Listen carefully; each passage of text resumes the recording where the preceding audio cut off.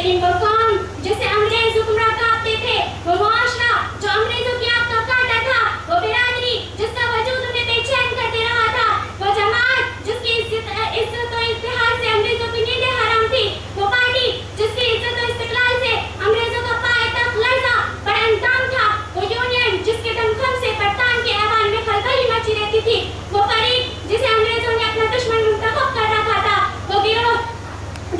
जिसे अंग्रेज अपने मुकाबिल और सबसे बड़ा हरीफ समझते थे, वो लीग जिसकी सजा तो ज़बरदस्ती जरा बरमिस बन चुकी थी।